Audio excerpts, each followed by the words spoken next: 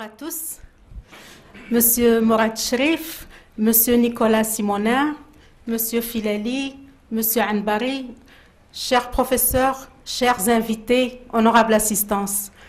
Je voudrais tout d'abord vous souhaiter la bienvenue et je voudrais, au nom de l'Université internationale de Casablanca, remercier du fond du cœur les différents intervenants d'avoir accepté notre invitation à venir animer cette table ronde de ce soir.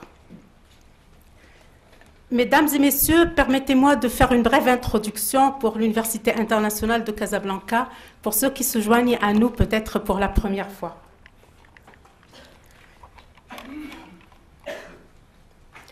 L'Université internationale de Casablanca est une université autorisée par l'État marocain sous le numéro UP2 11.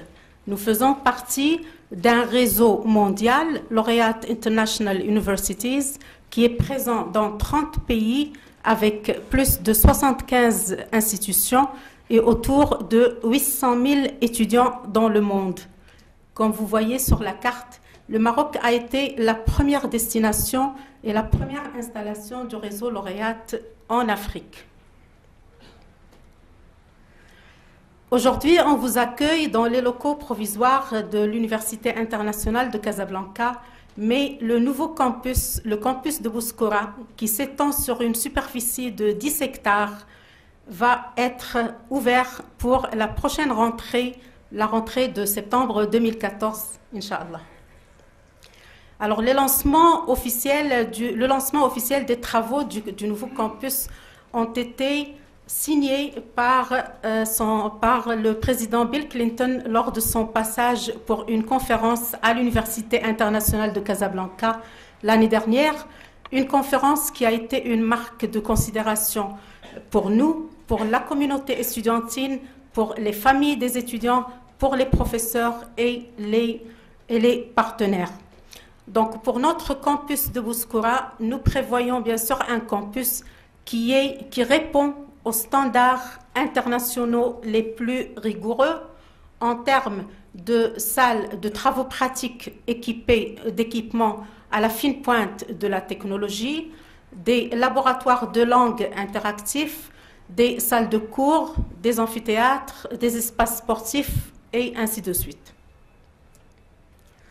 Alors ici, vous avez les maquettes pour les buildings, pour les bâtiments de l'université, du futur campus de l'université, et vous avez à droite un état d'avancement des travaux, donc l'ouverture officielle est vraiment prévue pour septembre 2014. Notre mission à l'université, c'est de nous inscrire tout d'abord dans les plans nationaux, les plans qui ont été annoncés par le gouvernement marocain, dans les plans qui vont suivre le développement de notre pays. Et pour cela, je peux citer entre parenthèses le plan Maroc numérique, le développement du secteur touristique, la formation de 10 000 ingénieurs par année et j'en passe.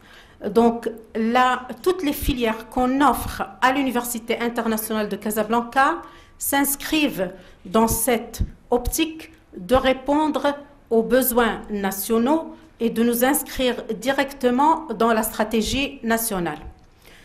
À l'université, notre mission est de former des étudiants diplômés qui soient immédiatement opérationnels et qui aient les compétences qui sont requises par les futurs employeurs. Et bien sûr également, nous privilégions énormément l'esprit d'entrepreneuriat chez nos étudiants. Nos valeurs fondatrices constituent les piliers fondamentaux pour notre activité au quotidien au niveau de l'université. Et je cite le côté international, et ceci est illustré par l'intervention de professeurs qui nous proviennent soit du réseau Laureate, soit d'institutions partenaires au réseau Laureate. L'excellence académique, elle est illustrée par notre sélection très stricte pour les étudiants à l'entrée de l'université et pour la rigueur durant notre cursus de formation. Mais bien sûr, nous devons notre excellence académique par la sélection des professeurs-chercheurs qui font partie de notre corps professoral à l'université et qui sont sélectionnés parmi les meilleurs profils avec une expérience à l'échelle internationale. Le troisième pilier, c'est l'innovation. L'innovation qui rejoint ce que je disais tout à l'heure, toujours amener des filières nouvelles et qui répondent aux besoins du développement de notre pays. Bien sûr, l'employabilité. Chaque université a pour souhait de voir ses gradués être tout simplement recherchés comme des profils rares sur le marché de l'emploi. Et chaque jour, ceci est notre devise et nous déployons tous les efforts et tous les moyens nécessaires pour y arriver. La pluridisciplinarité, bien sûr, ça c'est une caractéristique de notre université.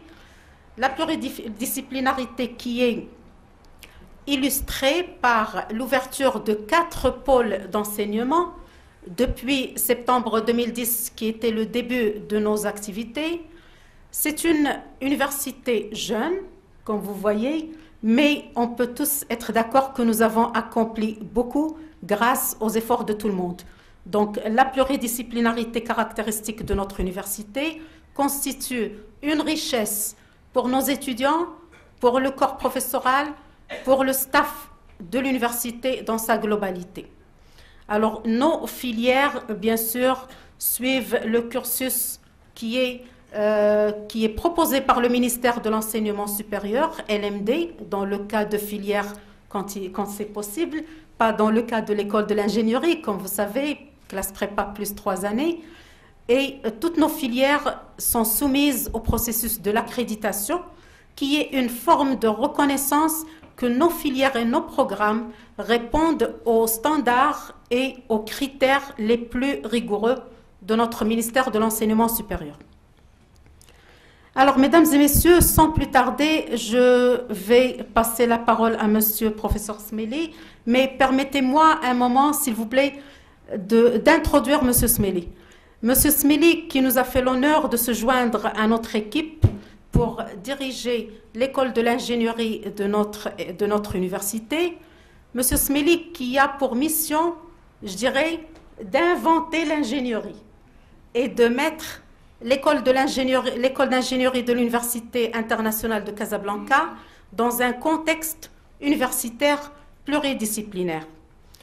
Alors, la mission de M. Smelly est de toujours avoir des programmes qui répondent aux besoins de nos étudiants et qui seront en mesure d'accompagner nos jeunes scientifiques qui ont pour désir de créer, d'approfondir leurs connaissances et d'être les plus demandés dans le secteur de l'ingénierie à l'échelle nationale et bien sûr, pourquoi pas, à l'échelle internationale. Donc, M. Smelly, en se joignant à nous, M. Smelly qui a une expérience confirmée dans la formation des élèves ingénieurs au Maroc, dans la direction des écoles d'ingénieurs publics reconnues à l'échelle nationale. Au nom de toute l'université, je souhaite la bienvenue à M. Smelly avec nous et je suis certaine qu'il va atteindre ses objectifs. Alors, sans plus tarder, je passe la parole à M. Smelly et je vous remercie pour votre attention.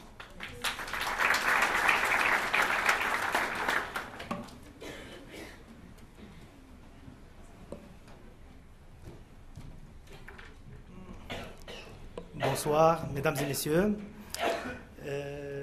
Tout d'abord, je tiens à remercier Madame Alami pour ses mots très sympathiques à mon égard. Et j'aimerais m'associer à elle pour souhaiter la bienvenue à nos conférenciers. Monsieur Mourad Cherif, Monsieur Nicolas Simonin, Monsieur Mohamed Filali et Monsieur Abdelhaq Anbari.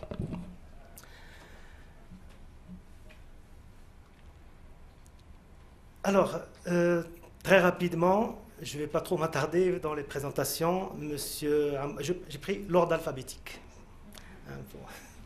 Alors, Monsieur Anbari, c'est un vieil ami.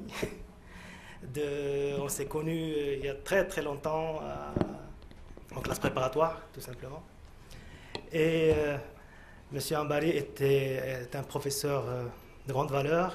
Il a enseigné pendant de longues années à l'école Hassania des travaux publics, avant de rejoindre l'École nationale des arts et métiers, Paris Tech, où il enseigne à ce jour, où il dirige une équipe de recherche.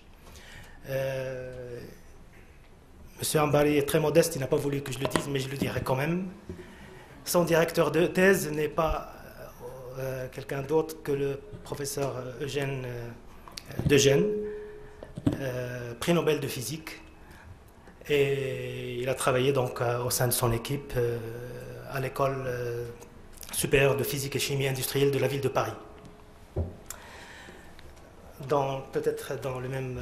je continue la présentation. Monsieur Mohamed Filali est un ingénieur de l'école supérieure d'électricité à Paris, Gif-sur-Yvette plus précisément.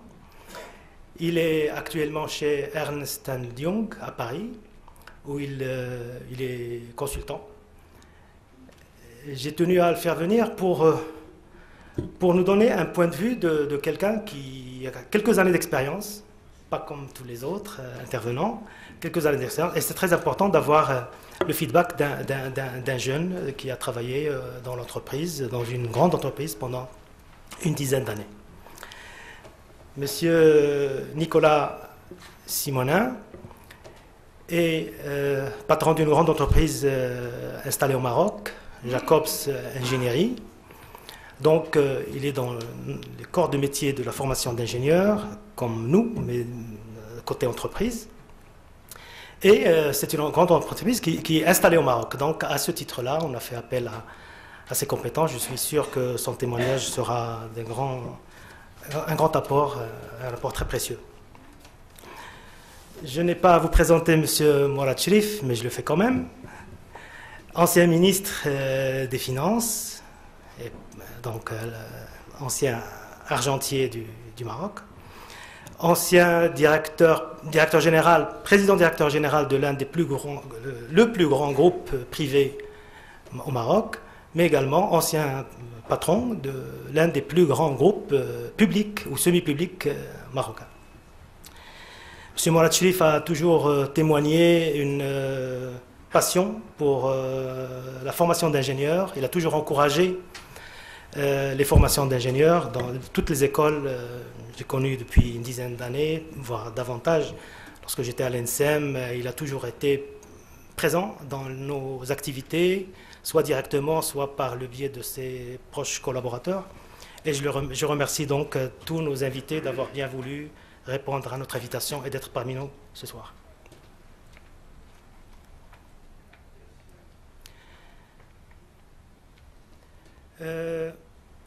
Maintenant, si vous voulez bien, je vais vous présenter notre corps professoral permanent de notre école d'ingénierie.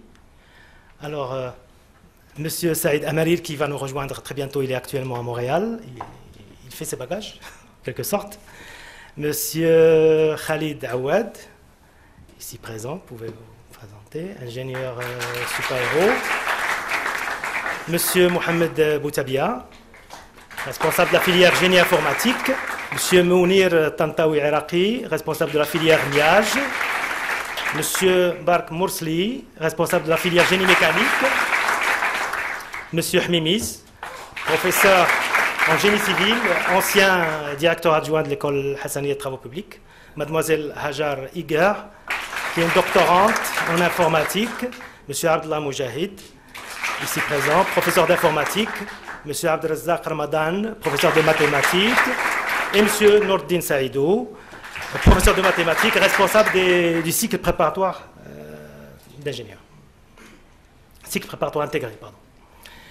Donc, voilà un petit peu, si vous voulez, très rapidement, quels sont nos objectifs. Comme l'a signalé Mme Alami, c'est évidemment l'excellence académique. Nous voulons former des ingénieurs de qualité. C'est notre ambition. Donc, notre modèle, c'est un modèle grande école ingénieur Bac plus 5, avec un cycle préparatoire intégré de 2 années. Le cycle ingénieur se caractérise bien sûr par 3 années, dont un tronc commun d'un semestre, c'est le semestre S5, et qui a différents objectifs, dont les principaux il permet à l'étudiant de choisir sa filière, il permet à l'école d'orienter tous les étudiants, après avoir passé donc ce tronc commun, où on met tous les étudiants dans le même paquet, si vous voulez, et ils subissent exactement le même enseignement. Cela permet également d'intégrer des étudiants qui viennent d'ailleurs, c'est ce nous appelons ici les admissions parallèles, et nous offrons à nos étudiants 5 filières actuellement, avec 15 options de spécialisation. Alors très rapidement, on va passer en revue. Donc après avoir obtenu son baccalauréat, l'étudiant rentre ici dans de bonnes conditions. Lorsqu'il a obtenu un bac dans de bonnes conditions, donc scientifique, il passe un concours écrit et oral. Suite à cela, il passe donc dans les classes préparatoires intégrées, 4 semestres de S1 à S4. Alors ce qui caractérise nos classes préparatoires intégrées, ça ressemble aux classes préparatoires classiques, si vous voulez, où il y a une formation fondamentale en sciences mathématiques, basée sur les sciences mathématiques et les sciences physiques, mais également et progressivement, nous dispensons un enseignement en management, en gestion, en technique d'expression, en langue. Cela l'amènera progressivement à la position d'ingénieur, et c'est donc très important.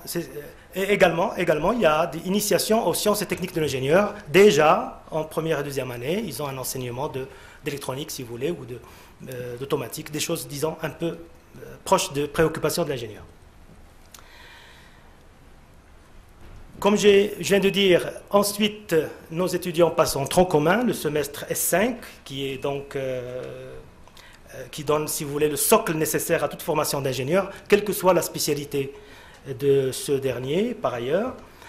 Et ce socle est nécessaire à toute formation d'ingénieur, comme je viens de dire, quelle que soit la spécialité que l'élève ingénieur va choisir plus tard.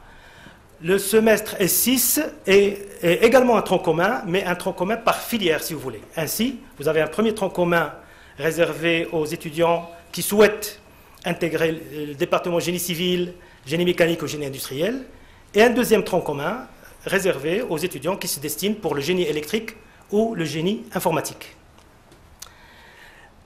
Ensuite vient la 4e année, après le bac, c'est-à-dire la 2e année ingénieur, dans les différentes spécialités que choisissent les étudiants, selon au fait, leurs souhaits, mais aussi leurs aptitudes.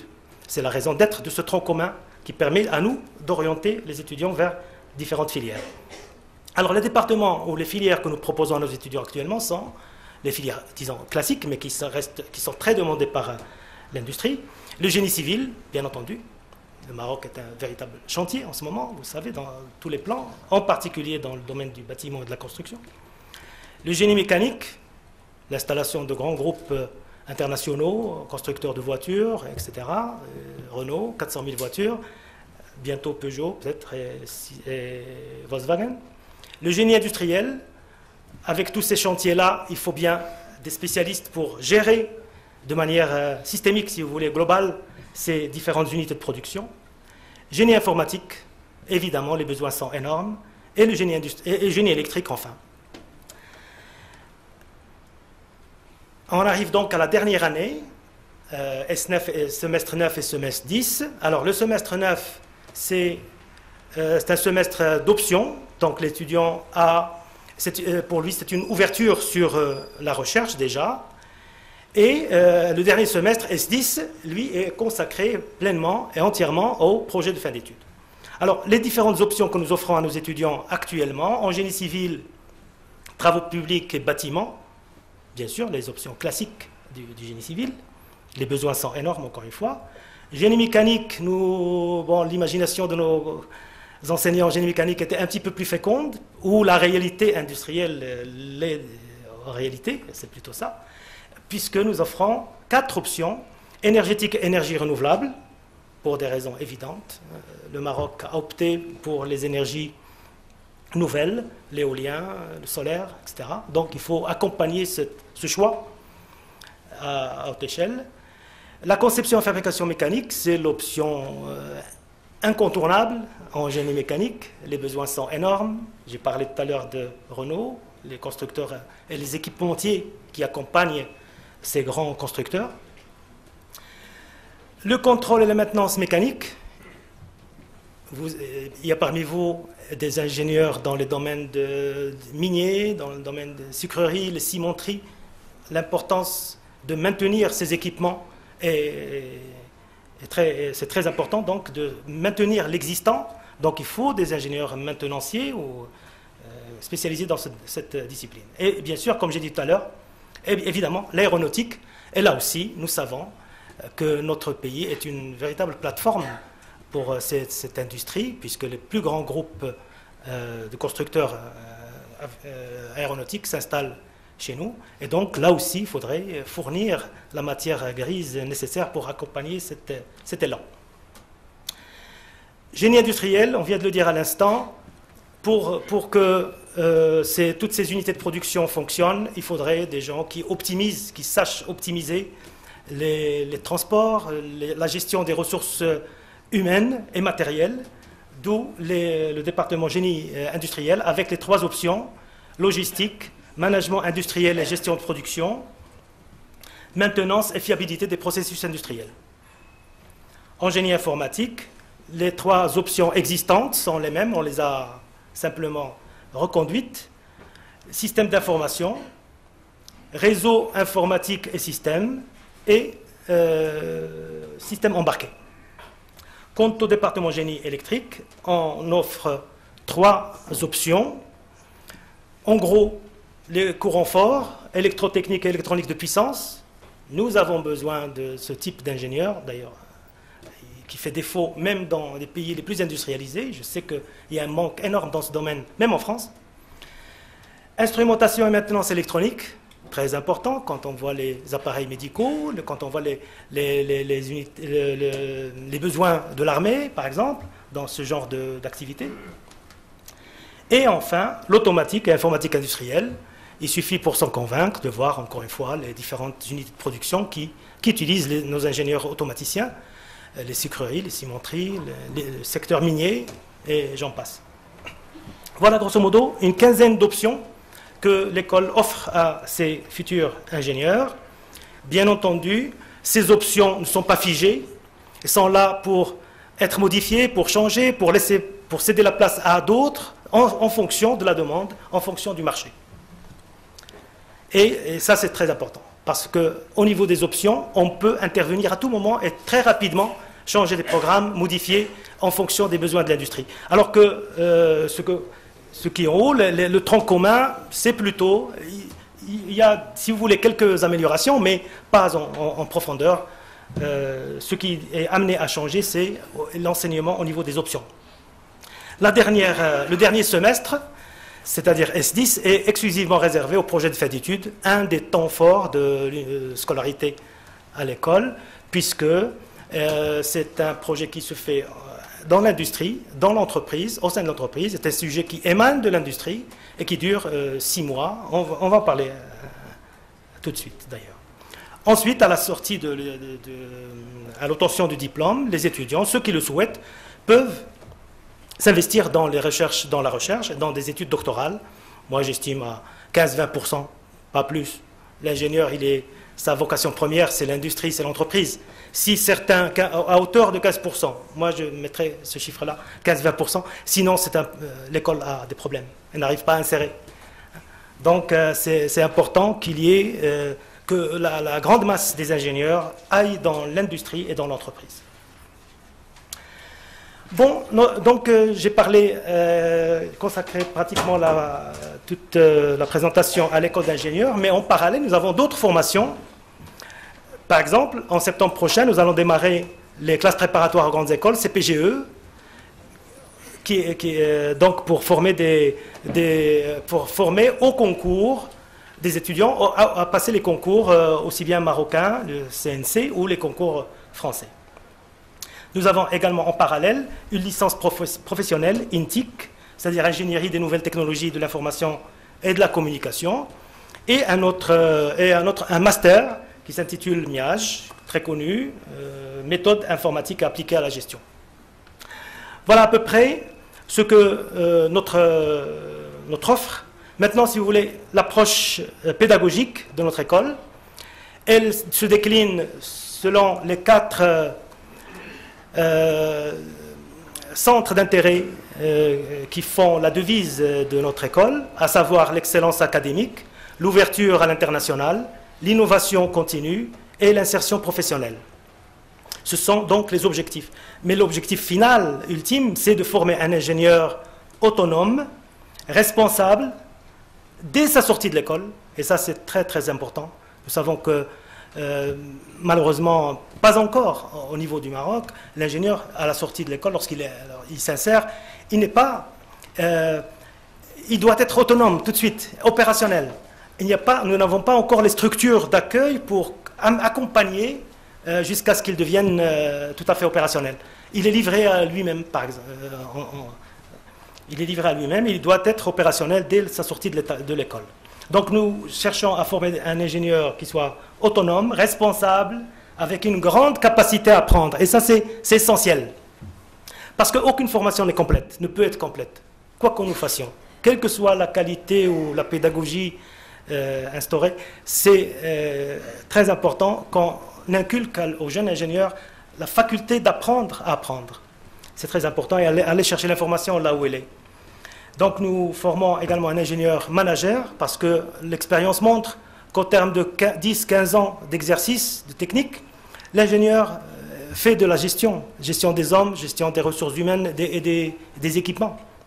Et par conséquent, il faut, pourquoi ne pas le former dès les premières années à être un manager.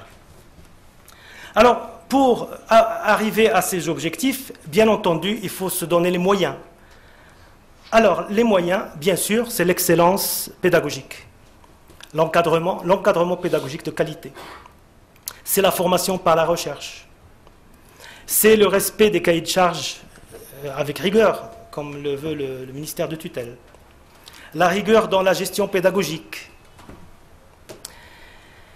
L'ouverture internationale, un semestre d'échange, par exemple, des travaux pratiques qui sont faits très souvent dans des établissements qui relèvent du réseau Laureate. Par exemple, cette année, nos étudiants génie mécaniciens ont été à l'École Polytechnique à Madrid pour passer les TP pendant une semaine et demie exactement. Ils sont restés, ils ont passé les travaux pratiques de différentes matières au sein des laboratoires de cette université. On fait appel à des intervenants internationaux. L'enseignement des langues étrangères est primordial. Très important, innovation continue. Évidemment, il faudrait, je l'ai dit tout à l'heure, il faudrait qu'il y ait une grande célérité dans la réaction, dans notre réaction à modifier, à changer, à modifier les options et à changer les programmes quand cela est nécessaire. Nos laboratoires sont équipés aux normes, aux standards internationaux. Nous sommes en train de le faire.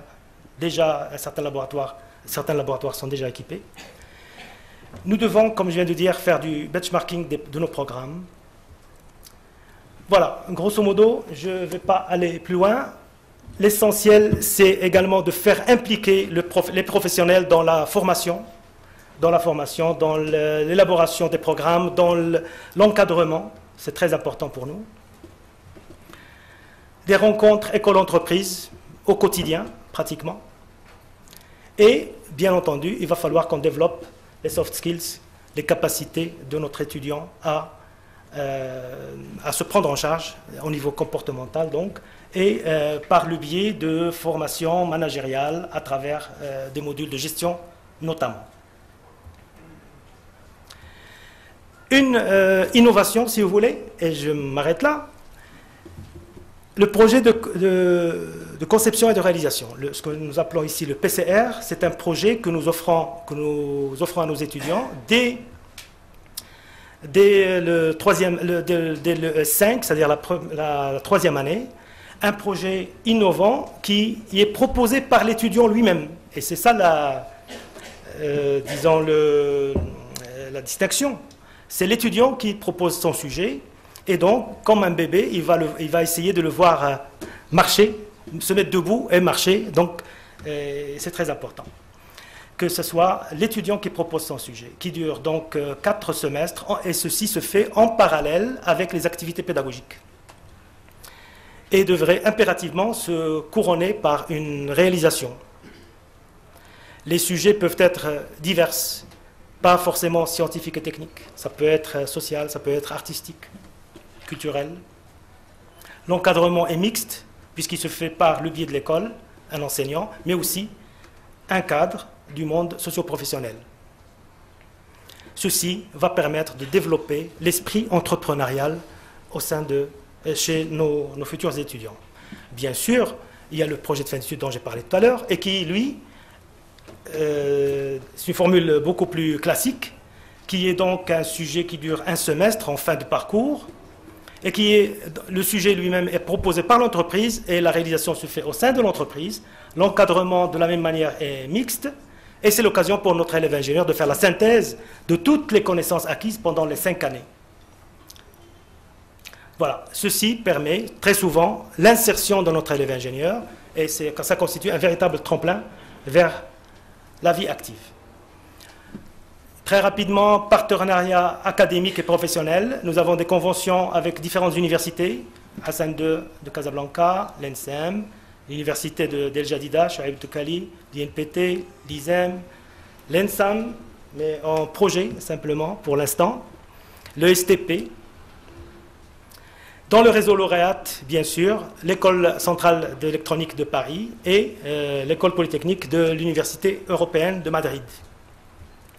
Parmi les entreprises avec lesquelles nous avons des conventions, vous pouvez noter donc Cisco, Bull Maroc, Aztec, HPS, etc., Samsung, Fenibroset, Groupe Préventique. Voilà, nous arrivons au terme de cette présentation.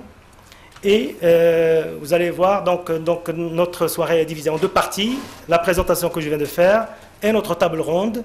Mais ce sont des parties qui sont, vous allez le constater avec moi, très liées, puisque nos amis ici présents vont nous parler donc des profils d'ingénieurs pour le Maroc d'aujourd'hui et demain.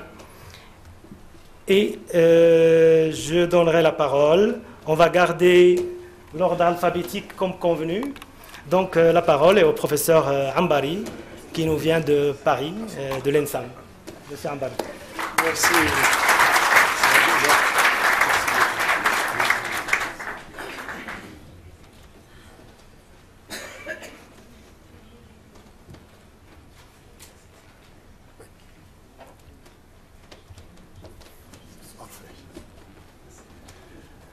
Merci, Sadila. Tout à l'heure, Madame Alami vous a ressassé d'éloges. Moi, ce que je voudrais dire plutôt à Madame Alami et à cette école, qu'ils ont beaucoup de chance d'avoir M. Smili à la tête de cette école. Le connaissant pour son activité ancienne, d'avoir dirigé l'ENSEM à Casablanca, à une époque où c'était très difficile, et il en a fait une école qui mérite d'être appelée école d'ingénieur à l'époque. Merci Smili, je te remercie. Je te remercie aussi de m'avoir contacté. J'ai pris une décision assez rapide, ça fait des années que je ne suis pas rentré au Maroc, et ma décision a été rapide. Vraiment, la seule chose qui me posait des soucis, c'était qu'il fallait que je fasse mon ordre de mission rapidement. En tant que fonctionnaire français, je suis obligé de faire ça rapidement. Heureusement, l'informatique marche très bien. Alors le problème, c'est que quand j'ai lu le texte, le titre de l'exposé, quel profil d'ingénieur pour le Maroc d'aujourd'hui et de demain, je vous assure que j'ai paniqué parce que je ne sais pas du tout. Je ne connaissais pas grand-chose depuis, j'ai oublié. Et en plus de ça, je ne me permettrai pas de venir donner des leçons ni des idées comme ça en l'air à mes collègues professeurs qui sont plus compétents que moi. Alors, vous allez m'excuser, je vais vous donner quelques idées, comment j'ai trouvé la chose. C'est plus facile de parler de faire un exposé de physique, de scientifique, avec les équations. Ça va, ça me plaît, il n'y a aucun problème. Mais par contre, là, ça va être un petit peu... On va jongler et on va essayer de vous présenter. Alors, par quoi j'ai voulu un peu détourner le problème, c'est, au lieu de vous parler du Maroc, je vais vous parler un petit peu de l'ENSAM. Le réseau ENSAM, ça mérite d'être connu parce que actuellement, il représente un exemple type de ce qui se fait partout, non seulement en France, mais partout. Et que je suis sûr et certain, dans le cadre de la globalisation, s'imposera au Maroc. Alors, quelques idées sur la formation des ingénieurs et je commence par l'ENSAM Paris. L'ENSAM Paris Tech, c'est une grande école d'ingénieurs qui forme 1000 ingénieurs à 1200, des fois 1200 ingénieurs par an. L'École nationale supérieure des arts et métiers a formé des ingénieurs depuis sa création en 1780 par le duc de la Rochefoucauld, Liancourt. Elle reste fidèle à l'esprit de Liancourt. Pourquoi? Parce que c'est un esprit de fraternité. Les élèves, ils sont bien formatés dès le départ sur cet esprit d'entraide. Et je suis assez heureux de me retrouver dans une structure qui a ce type de pensée. C'est un établissement public à caractère scientifique, culturel et professionnel. Donc il est placé sous la tutelle du ministère de l'Enseignement supérieur et de la Recherche. A le même statut que celui des enseignants de la fac. Sauf que l'école a beaucoup plus de liberté, maintenant elle est autonome et elle arrive à faire des choses. Je vais vous présenter. Alors elle fait partie du regroupement ParisTech. Qu'est-ce que ParisTech? ParisTech, c'est un regroupement de 12 grandes écoles françaises, parmi les plus prestigieuses de France, et notamment on trouve ParisTech, l'école HEC, on trouve l'ENSAE, on trouve les Ponts et Chaussées, l'ENSAM, l'École supérieure de chimie de Paris, on trouve les mines, l'ENSTA, Télécom, Polytechnique, le SPCI, physique, chimie et optique. J'ai eu la chance d'enseigner à le SPCI pendant des années et j'ai la chance maintenant d'enseigner à l'ENSAM, après avoir enseigné à Hassania pendant quelques années. Ingénieur arts et métiers, ParisTech, c'est quoi? C'est un ingénieur de conception et de réalisation des produits et des systèmes de production. C'est un ingénieur généraliste, surtout pas spécialiste. Contrairement aux idées que j'avais quand j'étais jeune, je pensais qu'il fallait des ingénieurs plus spécialisés dans le truc. Vous allez voir pourquoi. C'est vachement subtil. Hein, quand même. Il est surtout pragmatique, polyvalent et de haute compétence technologique. Donc, sa formation technologique et humaine en fait un cadre recherché pour la gestion des projets industriels, parce qu'il sait bien communiquer. Il est soucieux des enjeux sociétaux actuels et futurs. Il est vraiment impliqué dans la société. Vous allez voir par quel biais, le truchement de quelle structure. Sa formation est articulée autour de 3 axes principaux. Hein. Pas très diversifiés, mais la mécanique, les matériaux, procédés de mise en forme, les matériaux, les fluides et systèmes énergétiques, et de la conception, l'industrialisation, le risque et les décisions.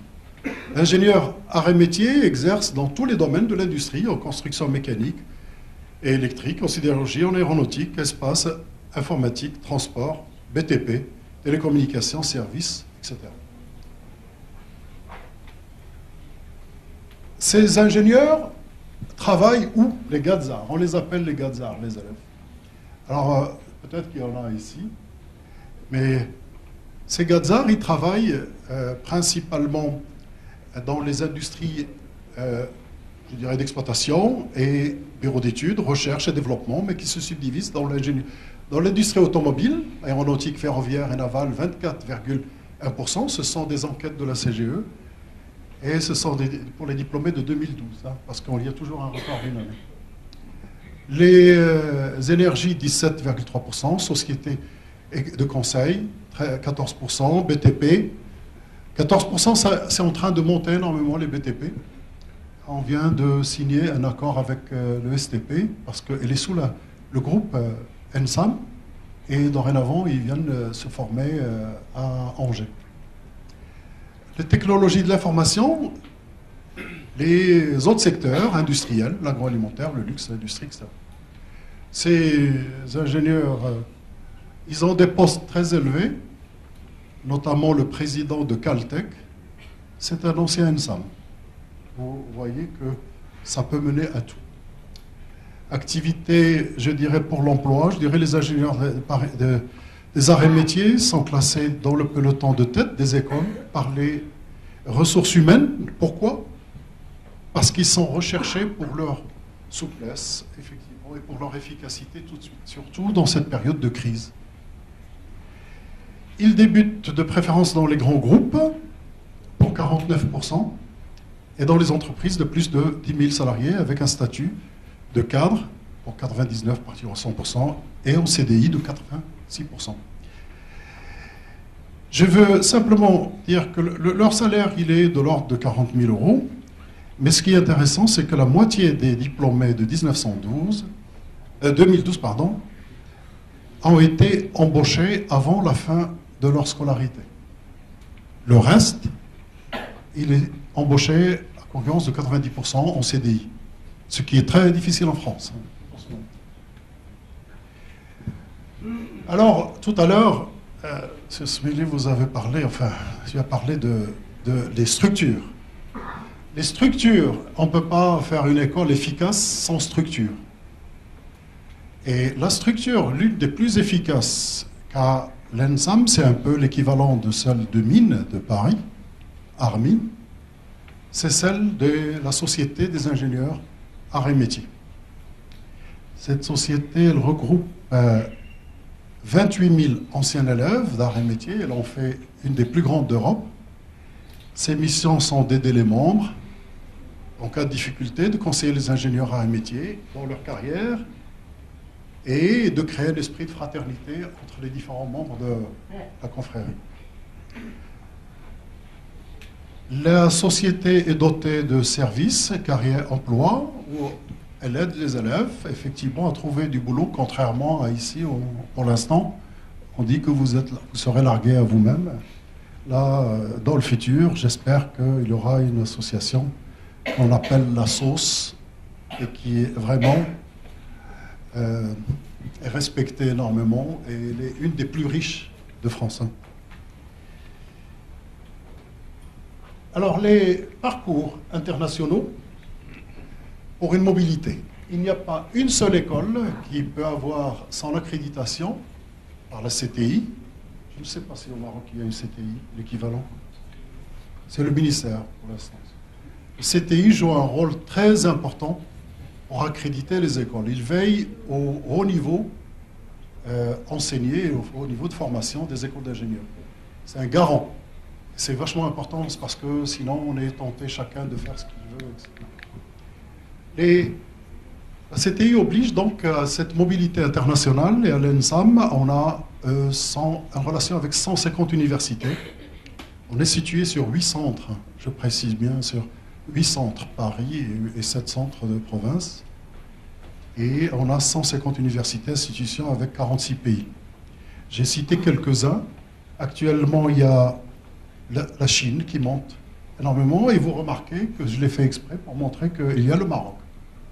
C'est une petite histoire qui était très belle. C'est M. Boudida, qui est le directeur, qui était venu un jour. Moi, je le connaissais, il était lors des thèses de Mouchtabi, compagnie à l'époque, à l'école Mohammedia. Et il m'a dit, Baris, ce serait bien de faire quelque chose avec l'ENSAM. Je l'ai présenté au directeur du centre. Et la coopération a démarré. Et je suis heureux de voir quelqu'un qui le connaît, qui est ici. J'ai formé à l'époque, j'ai pris deux enseignants qui ont fait leur thèse avec moi à l'époque. Et ils sont enseignants à l'ENSAM maintenant.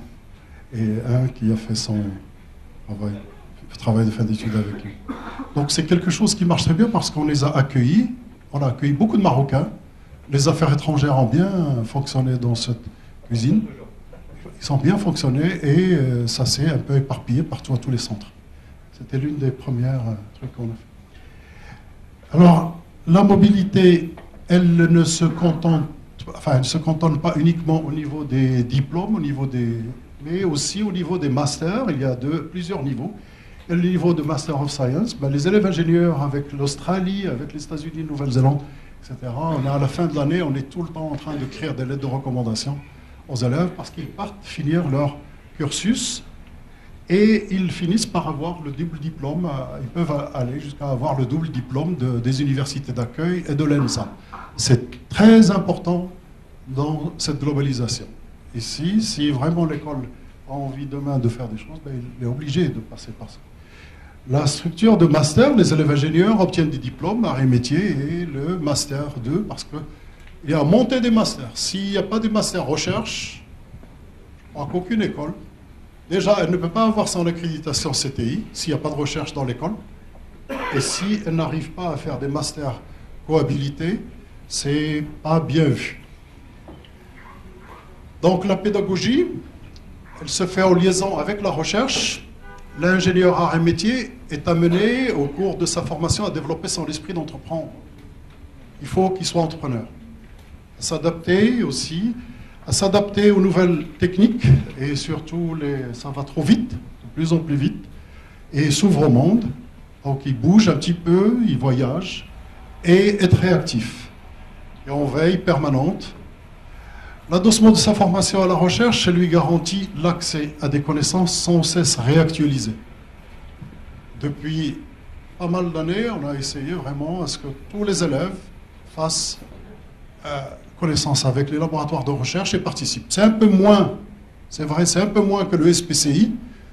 À l'école supérieure de physique-chimie, les élèves étaient obligés tous de passer pendant une période donnée dans les laboratoires. On avait tous les élèves. Là, c'est en train de monter en flèche et c'est bénéfique pour la formation des élèves. Alors, on est doté aussi d'une autre structure, c'est l'école doctorale numéro 432, comme ça. C'est une école doctorale qui est montée avec les mines, et Paritech et l'ENSAM. Vous voyez, et qui s'appuie elle est adossée à 15 unités de recherche reconnues dans le réseau, mais qui sont... Ces 15 unités, ils sont bien sûr à l'ENSAM et aux mines. Et on a 432 thésards actuellement. Voilà. Les principales thématiques sont la mécanique du solide et des matériaux, la mécanique des fluides et énergétiques, la conception et industrialisation, et les mathématiques et systèmes. Alors là, je vais parler de la recherche partenariale. C'est vrai que c'est difficile ici au Maroc. Je ne sais pas où en est l'état de l'industrie, mais la recherche partenariale est importante. C'est que l'école, elle a réussi à avoir son label Institut Carnot qui permet de financer sa recherche avec l'industrie. La recherche partenariale s'impose actuellement et elle est adossée à la recherche fondamentale. Il n'est pas question d'abandonner la recherche fondamentale, je précise. Là, je réconforte mes collègues enseignants. La recherche fondamentale est indispensable. Et à côté de la recherche fondamentale, actuellement, il est impératif de travailler avec l'industrie. L'ENSAM fait un chiffre d'affaires, un chiffre d'affaires de 12 millions d'euros par an. Et ce sont deux types d'études, soit des études de recherche, soit des études vraiment d'assistance technique.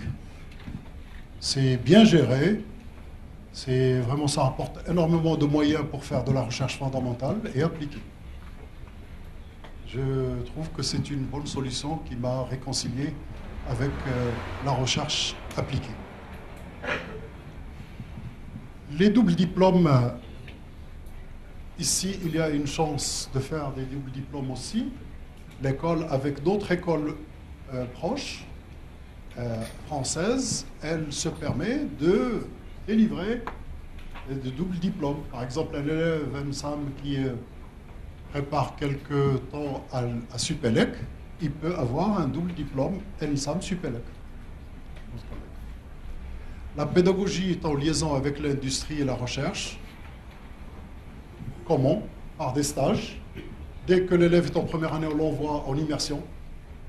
Et pour 4 semaines, après, il est dans l'industrie pour des stages. Et à la fin, il termine par un stage de fin d'études qui peut être soit dans l'industrie, soit dans un laboratoire de l'école, mais nécessairement sur un projet industriel ou à la limite de recherche, s'il est destiné à aller vers la recherche. Je parle de la dernière structure, et non les moins importantes, c'est celle des élèves. Je pense qu'ici, ils ont dû concocter leur association. L'Union des élèves d'art et métiers est la plus importante d'Europe, avec 3300 élèves et un budget de 3,5 millions, 3,5 millions d'euros. Les élèves, ils se permettent de faire toutes les activités qu'ils souhaitent et ça les stimule énormément. Et croyez-moi, elle a un pouvoir très important pour améliorer les choses au niveau de l'école. Voilà. J'ai essayé d'être bref. Il y avait d'autres choses, mais on en parlera peut-être au débat. Merci. Merci. Merci beaucoup, Monsieur Ambali, pour cet éclairage et ce témoignage d'une grande école telle que les Arts et Métiers, une école très, très ancienne. On vient d'apprendre qu'il y a 28 000 membres de cette école, donc on est loin pour l'instant de l'école d'ingénierie de l'UIC. On n'a pas encore sorti on a sorti quelques étudiants encore, donc on est loin des 28 000. J'ai retenu de cet exposé une chose essentielle, c'est que toute école, quelle que soit sa valeur, est assujettie à présenter un dossier d'accréditation auprès de la CTI, la Commission technique des ingénieurs. La CTI, on n'a pas son équivalent ici, mais on a une commission interministérielle qui étudie les dossiers d'équivalence, des choses comme ça, mais pas d'accréditation. Parce que là, c'est une accréditation pour une durée de 4 ans, 6 ans. Mais ce n'est pas acquis. Elle peut être réduite à 3 ans, à 1 année. Elle peut être réduite à 1 an si le dossier n'est pas bon. Et carrément faire les yeux. Bien, j'ai retenu que la recherche est un élément fondamental. On ne peut pas exister en tant qu'école d'ingénieurs sans faire de recherche. Ce n'est pas possible. La recherche-développement ou la recherche fondamentale sont des conditions nécessaires à la survie ou l'accréditation d'une école en France. Ça devrait l'être ici également. Je crois que c'est le bon sens qui le dicte. Voilà, merci encore une fois, professeur Ambali, et je donne la parole à c'est Mourad Cherif, en respectant toujours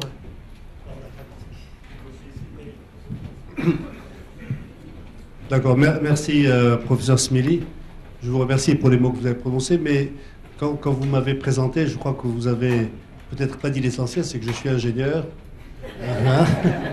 Et c'est à ce titre-là que je suis là aujourd'hui, ingénieur civil des mines de l'école des mines de Paris. Et ça, au moins, c'est un titre que je suis sûr de garder jusqu'au bout.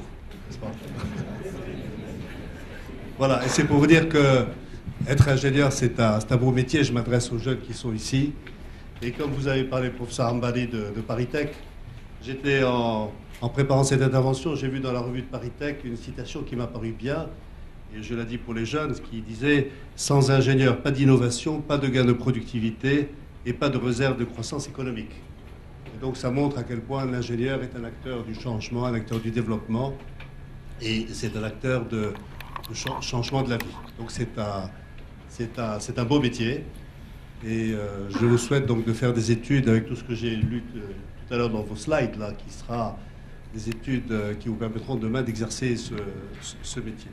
Alors, le thème très vaste d'ingénieur, formation aujourd'hui et demain, bon, je vais donner quelques réflexions parce que ça mériterait de passer beaucoup de temps ensemble. C'est sûr que quand je pense à ce thème et je pense aux besoins et aux défis que nous avons dans notre pays, il est clair que l'ensemble des chantiers qui sont ouverts, c'est un champ d'opportunité extraordinaire pour les ingénieurs que nous sommes. Vous connaissez tous les grands plans structurants, plan émergence, Maroc, vision 2010 pour le tourisme, 2020, ou bien le plan Maroc vert, etc., Maroc numérique.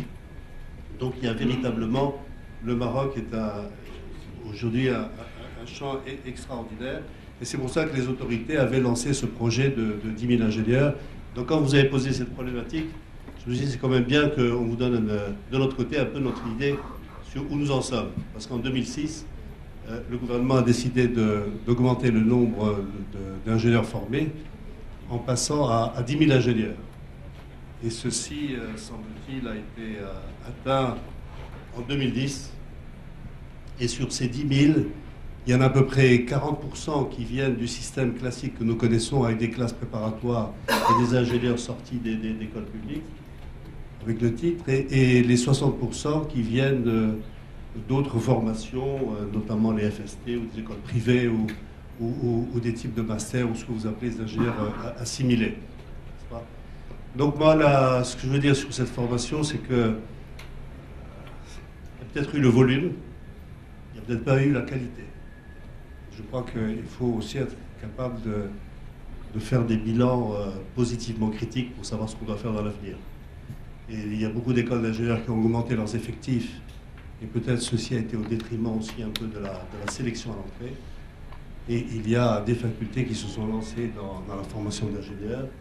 Et quand vous vous placez au niveau du marché de l'emploi, c'est un peu la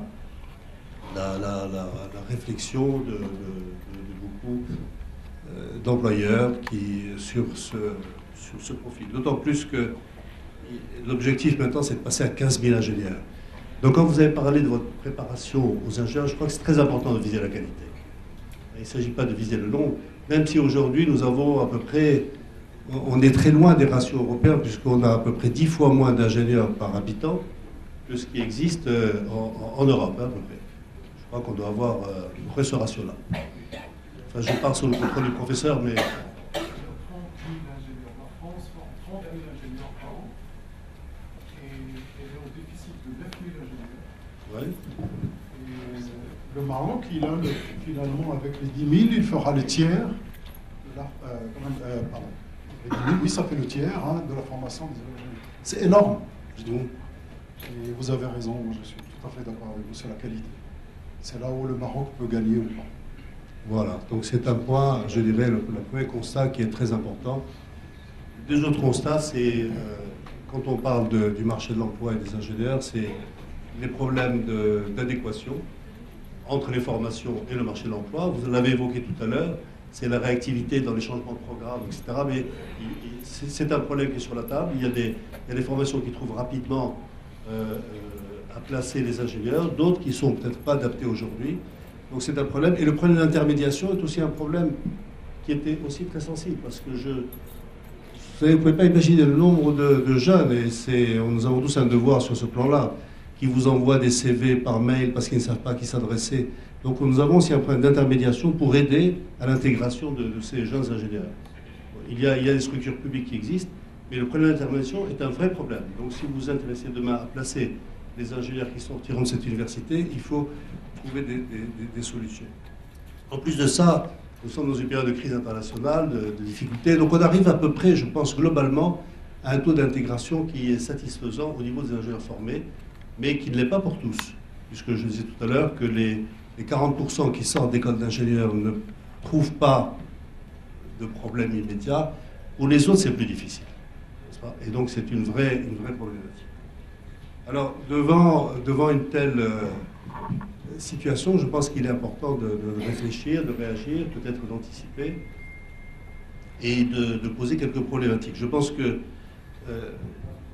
quand on parle des profils d'ingénieurs pour l'avenir, je pense moi j'ai deux réflexions. La première, c'est qu'on n'est plus dans une perspective de recherche de carrière telle que cela existait autrefois, où vous sortiez avec un diplôme d'ingénieur, vous étiez assuré d'avoir une carrière dans une société, dans un groupe. Ça, pratiquement, c'est fini. Aujourd'hui, on est beaucoup plus dans une recherche d'opportunités. Donc je poserai recherche de carrière, recherche d'opportunités, ce qui amène à former des ingénieurs dans cette perspective-là. La deuxième chose, c'est que ce qui était autrefois une exigence de mobilité, où on demandait aux ingénieurs rentrant dans le monde du travail de pouvoir se déplacer selon les exigences de l'économie, et donc la mobilité en particulier géographique, je la remplacerai aujourd'hui par un autre concept qui est celui de l'employabilité. On demande aujourd'hui, et vous l'avez évoqué tout à l'heure, c'est-à-dire ce concept d'apprendre à apprendre. Aujourd'hui, un ingénieur doit savoir qu'il n'est pas avec un kit de formation qui va lui servir toute sa carrière. Au contraire, il doit avoir un kit qui est apprendre à apprendre et pouvoir s'adapter aux évolutions qui existent, et pour pouvoir avoir cette employabilité. Et la troisième concept, c'est que le salariat tel que nous le connaissons donne de plus en plus place à, je crois, ce qui s'appelle sur un plan académique l'intrapreneuriat, qui est le fait que par rapport à l'entrepreneuriat, l'intrapreneuriat qui est de faire que l'ingénieur au sein de l'entreprise est lui-même un acteur d'innovation, de changement, et qu'il considère qu'il a un rôle proactif à jouer, et non pas qu'il est un élément dans une structure où il remplit une fonction donnée. Donc ces différentes exigences font que je pense que la formation doit tenir compte de ces éléments-là. Et je citerai en particulier que, et vous l'avez dit tout à l'heure, que le caractère de challenge pour manager des projets fait qu'on doit être capable de donner des formations multidisciplinaires, parce que la gestion des projets aujourd'hui demande aux ingénieurs de pouvoir travailler avec des profils qui sont très différents des leurs. C'était très confortable autrefois de travailler avec des gens qui vous ressemblent et avec lesquels on faisait avancer les choses. Je pense qu'aujourd'hui, l'innovation s'appuie au contraire sur la capacité de gérer des équipes de personnes très différentes. L'ingénieur peut se retrouver avec un juriste, avec un sociologue, avec un designer, avec quelqu'un du marketing. Et c'est cela, ça c'est une première, je pense, donnée importante qui devrait se refléter dans la formation. La deuxième, vous l'avez dit, c'est l'employabilité qui nécessite d'apprendre à apprendre, de s'adapter en permanence. La troisième, je l'ai signalé, c'est l'entrepreneuriat. La quatrième, c'est le leadership et en particulier d'apprendre à manager. C'est quelque chose, je pense, extrêmement importante. Et puis la dernière, c'est l'ouverture, vous en avez parlé, à l'international, aux autres cultures, la capacité de nouer des partenariats, la capacité de pouvoir intégrer d'autres types de concepts ailleurs, dans d'autres structures. Alors je pense que, compte tenu de tout cela, moi, un constat que je fais aujourd'hui, c'est ça. Vous avez l'avantage d'être, et l'inconvénient, vous avez l'avantage d'être une école très jeune. Donc je pense de tout construire et de profiter de l'expérience de ce qui existe. Vous avez l'inconvénient d'être très jeune. Et donc, comme le disait le professeur Ambari, je pense que votre école, elle réussira dans la mesure où elle prouvera dans l'avenir qu'elle a formé des ingénieurs que l'on retrouve successful, hein, parce que vous êtes anglo-saxon, dans le monde de l'entreprise. Et encore une fois, vous savez, les ingénieurs que nous sommes, on ne les a pas seulement retrouvés dans des postes purement techniques, on les a retrouvés dans toutes les activités de l'économie. Si vous voyez aujourd'hui, vous allez voir souvent des articles depuis le gouvernement en disant que la majorité sont des ingénieurs aux grandes entreprises, dans la finance, dans des tas d'activités, vous trouvez des ingénieurs. Donc il faudra construire cela. Et je pense que, et ça on le ressent, actuellement avec nos écoles d'ingénieurs, on n'a pas réussi réellement à tisser des liens entre le monde de l'entreprise et ces écoles. On en parle souvent, on parle de la nécessité de développer l'esprit d'entreprendre, de mieux connaître l'entreprise, mais ceci, à mon avis, n'est pas aujourd'hui encore satisfaisant. Vous avez trop de gap entre ce qu'est une école et ce qu'est le monde de l'entreprise. Et je vais prendre quelques exemples. Et je trouve ça souvent assez désolant parce que je suis des fois amené, comme d'autres, à aider des jeunes qui veulent trouver des stages. Les jeunes dans les écoles, en général d'ingénieurs, sont livrés à eux-mêmes, sont perdus, à essayer de trouver des stages. J'ai très rarement vu des enseignants, je dis pas, j'essaie de nuancer mes propos, mais qui viennent démarcher les entreprises, établir des amitiés avec tel ou tel responsable, parce que c'est comme ça que se font les networks. C'est d'arriver à connaître les gens qui sont de l'autre côté et à savoir qu'on travaille tous pour le même but. Donc en général, les stages sont souvent des stages d'opportunité et qui ne sont pas positifs. Parce qu'on essaye des fois par contact, par relation de placer quelqu'un, le stage n'aura pas été bénéfique. Les projets de fin d'études, c'est encore plus grave, je trouve. Et donc si vous avez à réagir sur ce plan-là, et je pense que cette responsabilité est partagée, elle n'est pas seulement au niveau de l'école, elle est aussi au niveau des entreprises. Il s'agit de savoir que si demain, parce que les employeurs seront demain les entreprises, nous n'arrivons pas encore à réussir cela. Et on sent que tout ce qui est esprit, je dirais globalement business, qui devrait se développer dans les écoles, malheureusement n'existe pas suffisamment. Et c'est pour cela que, dans ce que vous avez dit tout à l'heure, je pense qu'il y a trois aspects qui sont importants pour réussir ces formations d'ingénieurs. D'abord, c'est la sélection à l'entrée. Elle est fondamentale. Nous avons vu nous-mêmes le gap qui a été réalisé au Maroc avec la création des classes préparatoires par rapport au mode de recrutement autrefois des écoles directement par des concours directs des différentes écoles. Les classes préparatoires ont permis de remonter le niveau.